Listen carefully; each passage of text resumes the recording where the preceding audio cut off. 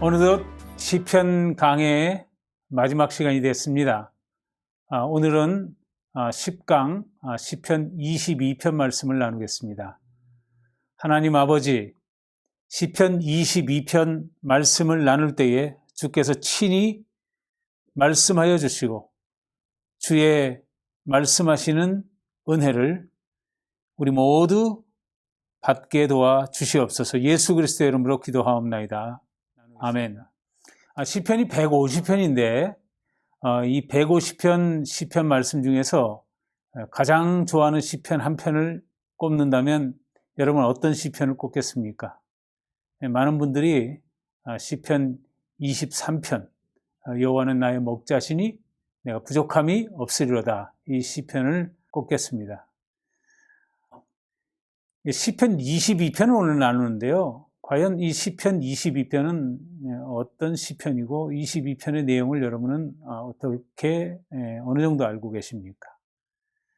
시편 22편이 어느 정도로 중요할까 하는 생각을 해보는데요. 시편 22편이 중요한 것이 시편 23편 바로 옆에 있기 때문일까요? 아니면 시편 22편이 가지고 있는 그 안에 보석 같은 내용 때문일까요?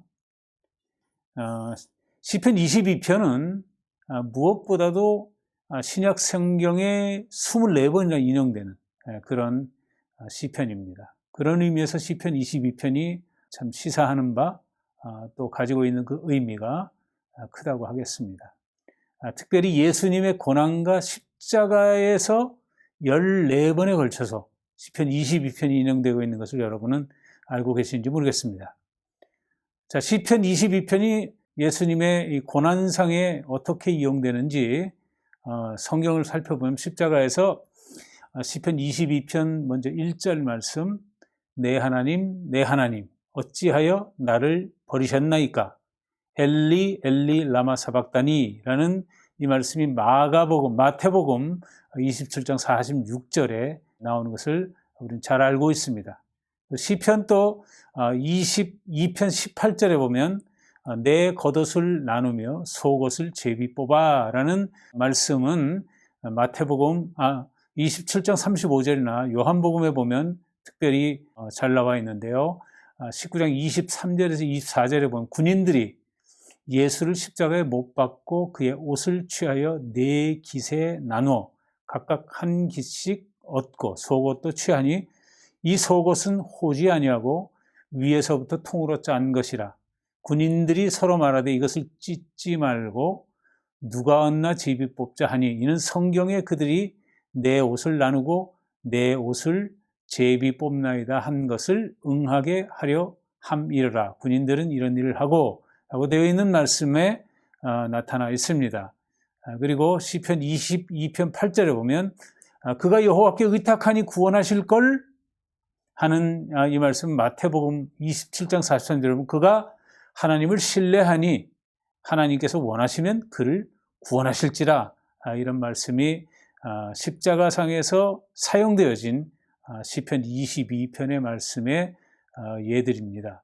그렇다면 과연 이 시편을 다윗이 기록했는데 다윗은 십자가 사건을 알고 있었기에 이런 말씀들이 미리 예언이 된 것인가 하는 생각을 해보면 시편 하나님의 말씀은 성령의 감동으로 되었기 때문에 하나님 편에서 보면 십자가 사건은 이미 예정되어 있기 때문에 알 수는 있지만 다윗이 십자가 사건을 실질적으로 알고 있었을까라는 질문을 할 때에 다윗이 십자가 사건을 직접적으로 알고 있었다고 하기는 쉽지 않을 것 같습니다.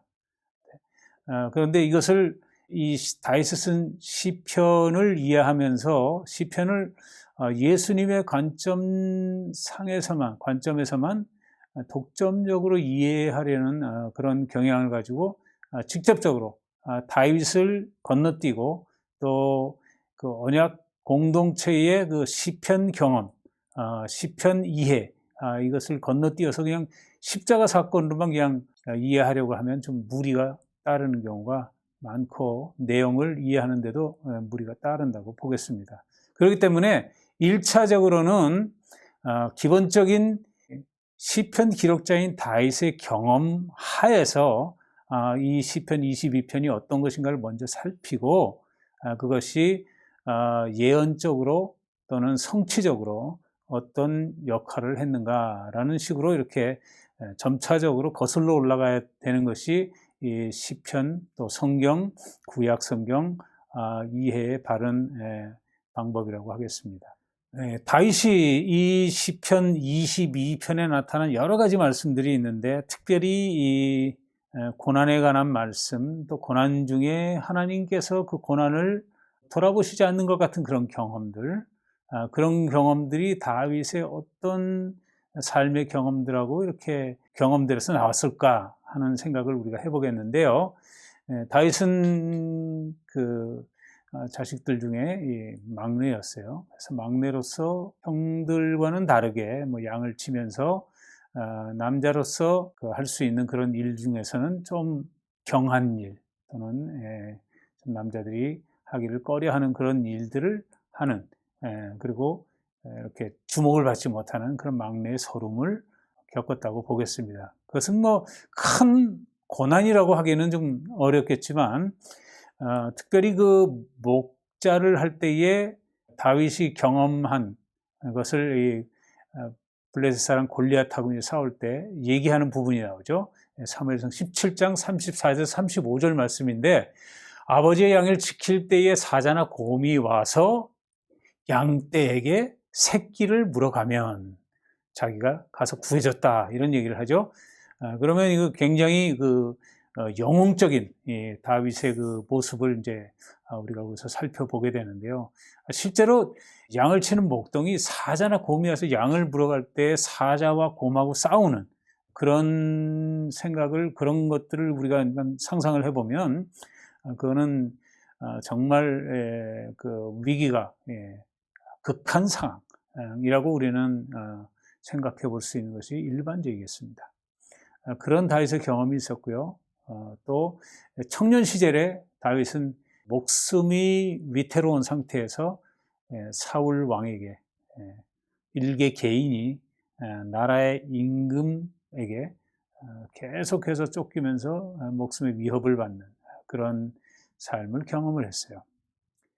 그리고 왕이 되고 난 이후에도 자기 아들 압살롬한테 왕위에서 쫓겨나는 그래서 감람산을 예루살렘에서 나와서 감람산을 넘어가는데 맨발로 감람산을 울면서 넘어갔어요. 그래서 이런 경험들이 보통 사람들이 경험하는 그런 어떤 아픔, 고난 이런 것에 비해서 훨씬 더 위중한 그런 어떤 고난을 다윗이 당하지 않았을까.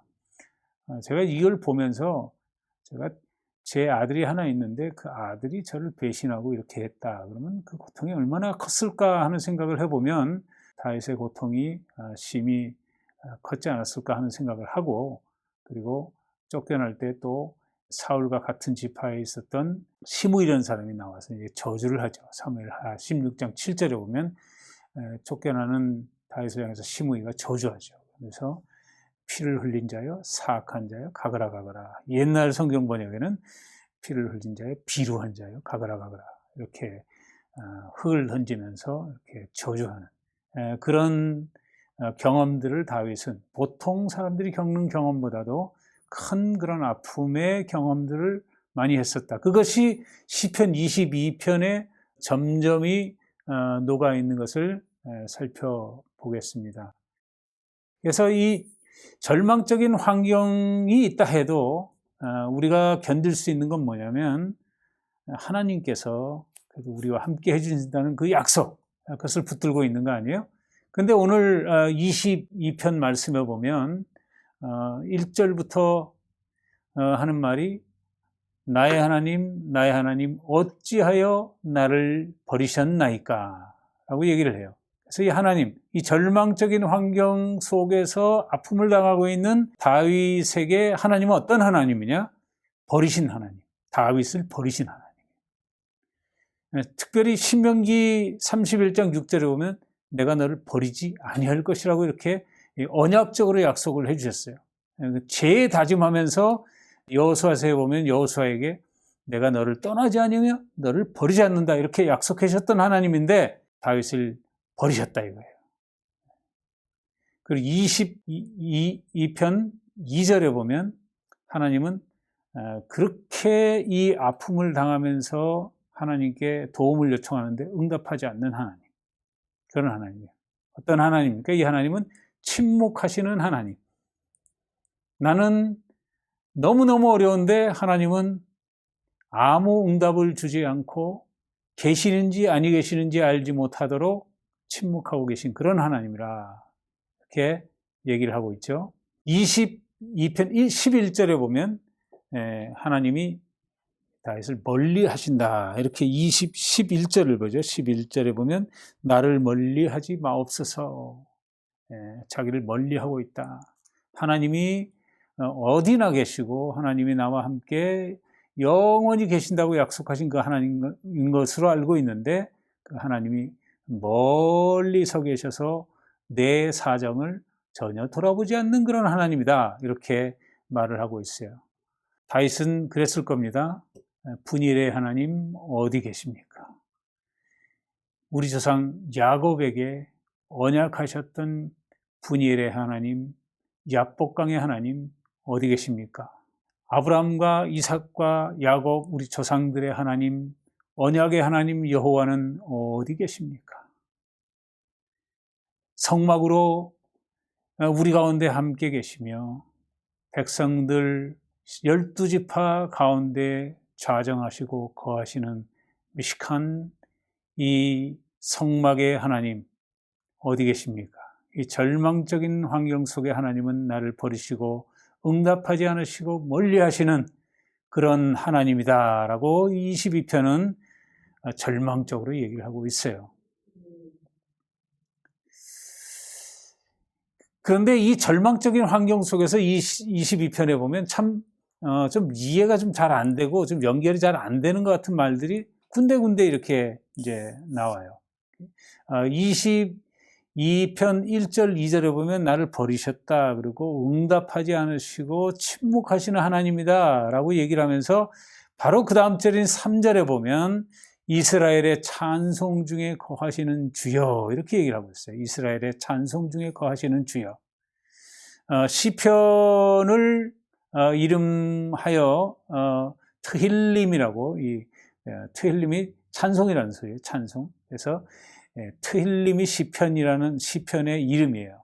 그런데 이 3절에 보면 트힐로트라 그래가지고 트힐림하고 이제 같은 어원이죠. 그래서 찬송이에요. 찬송. 이스라엘의 찬송 중에 거하시는 주여. 이렇게 절망적인 환경인데 무슨 찬송이에요? 갑작스럽게. 그 다음에 22절에 보면 회중 가운데서 주를 찬송하리이다. 23절에도 그를 찬송할지어다. 25절에 나의 찬송은 주께로부터 온 것이니 여기에 나오는 찬송은 할렐루라고 되어 있는 히브리 말을 쓰고 있어서 그래서 트힐림, 할렐루 이런 이 찬송에 관한 언어들이 절망적인 환경 속에도 계속 등장하고 있어요. 이렇게 어떻게 그런 절망과 찬송이 이렇게 같이 공존할 수 있는지 22편을 읽으면서 이렇게 논리적으로 보면 이렇게 부드럽게 연결이 되어지지 않는 것 같다는 그런 느낌을 가질 정도로 절망과 찬송이 공존하고 있는 것을 보는데 어떻게 절망과 찬송이 공존하느냐? 억지입니까? 억지로 그냥 절망이지만 나오지도 않는 찬송을 억지로 그냥 거기다 갖다 넣은 것입니까? 그렇지 않다면 거기에는 깊은 뿌리가 있어요. 절망 중에도 찬송하는 데는 깊은 뿌리가 있는 게 4절에 보면 우리 조상들이 주께 의뢰하고 의뢰하였으므로 그들을 건지셨나이다 라는 말씀이 있어요. 이게 뿌리예요. 이게 어떤 절망이 있었다 할지라도 조상들과 함께 하셨던 그 언약의 하나님, 그 언약의 하나님을 조상들이 의뢰하였고 그 조상들을 하나님께서 건져주셨지 않습니까? 라는 것이 찬송하고 연결이 되는 거예요. 그래서 나의 상은 아무리 절망스럽다 할지라도 우리 조상들과 함께 하시고 또 우리 조상과 언약으로 함께 하셨던 그 하나님, 그들에게 언약하여 그들을 구속하셨던 그 하나님, 지금도 우리의 찬송의 대상이 되시고 지금도 우리와 함께 하실 그 하나님 아닙니까? 라고 절망 중에도 부르짖고 있는 거예요. 10절에서 보면 이 언약적인 4절 말씀 이외에 10절에서는 내가 날 때부터 주께 맡긴 바 되었고, 자기 자신이 개별적으로 하나님과 어떤 관계 속에 있었는가 하는 것을 얘기하고 있는데, 이것이 뿌리예요. 이 뿌리가 굉장히 중요한 거예요. 사실 환경은 변합니다. 세상은 변합니다. 그렇기 때문에 뿌리 위에 올라와 있는 꽃이나 잎들이나 그것은 바람이 불면 지기도 하고 떨어지기도 하고 손상을 받기도 합니다. 그러나 중요한 건 뭡니까? 깊은 뿌리예요. 나무가 깊은 뿌리가 있으면 그 뿌리는 다시 싹을 틔우고 다시 잎을 만들고 꽃을 피우는 그런 날이 있는 것처럼, 깊은 뿌리가 있을 때에 절망도 이겨내고 찬송이 끊이지 않는 그런 사람이 될 수 있다는 거예요. 그래서 10절, 내가 날 때부터 주께 맡긴 바 되었고 모태에서 나올 때부터 주는 나의 하나님이 되셨나요. 이런 신뢰, 이런 믿음이 그 근거에 있기 때문에 이런 찬송이 가능하다는 거예요. 그 다음에 계속되는 말씀을 보시면요, 22편 21절에서 22절에 보면 들소의 뿔에서 구원하셨나이다. 아까 다윗이 얘기했던 것처럼 사자와 곰도 자기가 이겼다라고 얘기를 하는데, 실제로는 곰이나 사자에게서 하나님이 건져주신 거예요. 그렇죠? 그래서 들소의 뿔에서 구원하셨나이다. 내가 주의 이름을 형제에게 선포하고 회중 가운데 주를 찬송하리이다. 왜? 하나님께서 구원하신 하나님이셨기 때문에 찬송할 수 있다라는 얘기를 하고 있는 것이에요.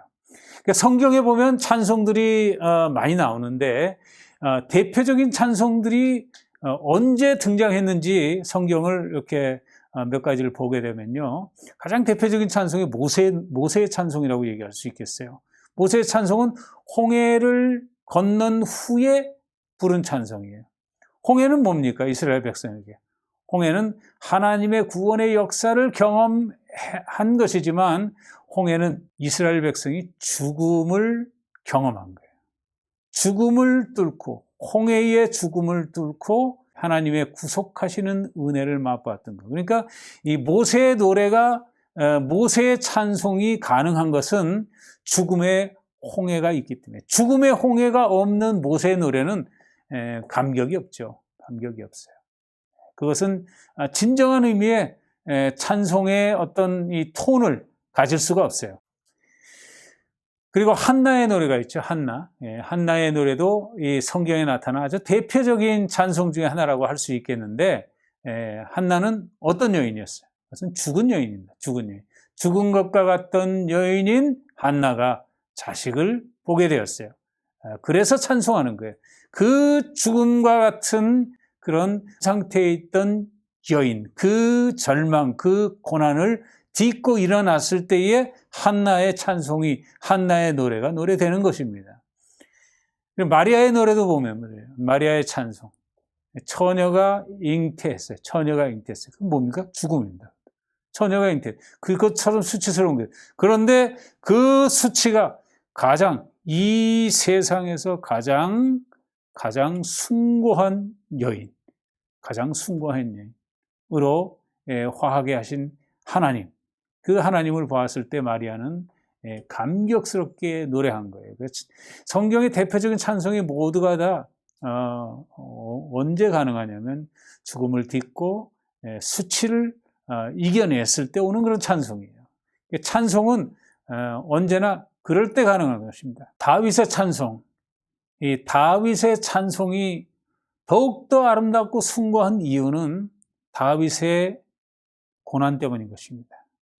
다윗이 고난이 없었다면 아름다운 시를 지을 수도 없었을 것이고, 아름다운 음악을 하는 음악가도 될 수 없었을 것이에요. 그래서 다윗의 찬송은 다윗의 고난이 만들어낸 것이다. 다윗의 고난이 깊었다 할지라도 예수님의 십자가만큼 깊지는 않아요. 그렇기 때문에 예수님의 십자가상의 찬송, 그것은 그 십자가의 고통의 깊이 때문에, 그 슬픔 때문에, 그 아픔 때문에, 그 절망 때문에 더욱더 빛나는 거예요. 그리고 그 후에 나타난 부활, 그것 때문에 예수님의 십자가의 사건 때문에 부활의 찬송이 더욱더 찬란하게 보이는 것입니다. 십자가와 부활, 두 개를 대비를 해보세요. 부활은 말로 닿을 수 없는 아름다움과 영광스러움 아닙니까? 오늘 27절에 땅의 모든 끝이 여호와를 기억하고 돌아온다, 그렇게 얘기를 했어요.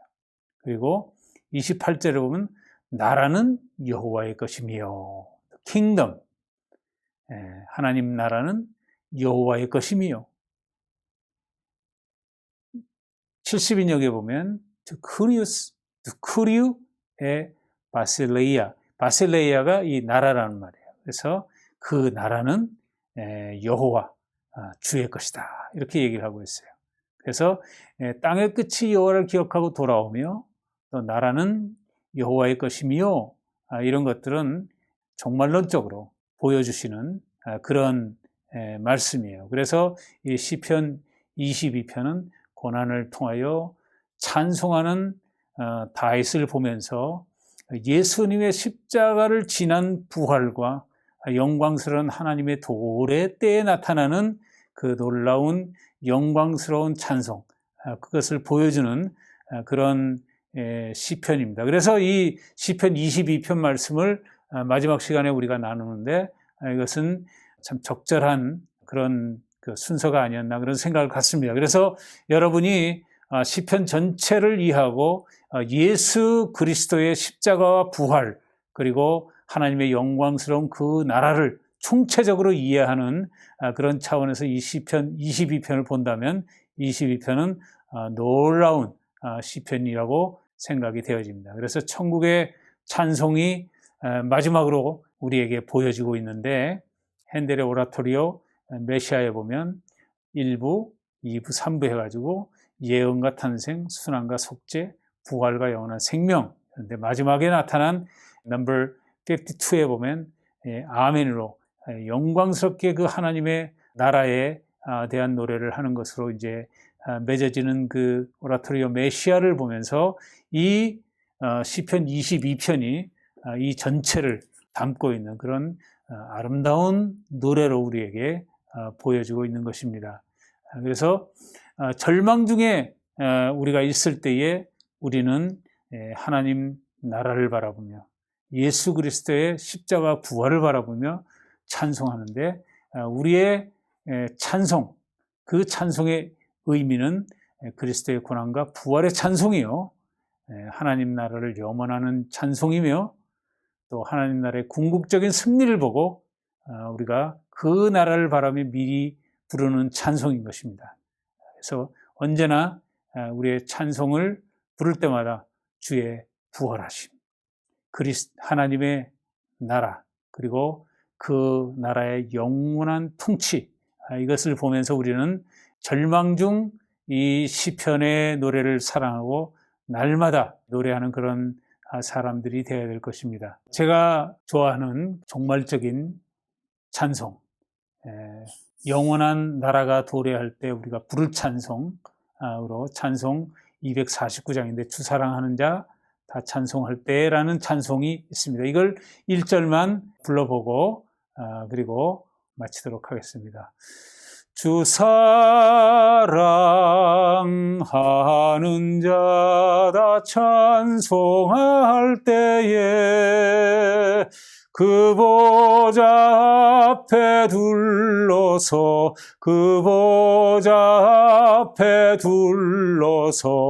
큰 영광 돌리세, 큰 영광 돌리세. 저 밝고 도묘한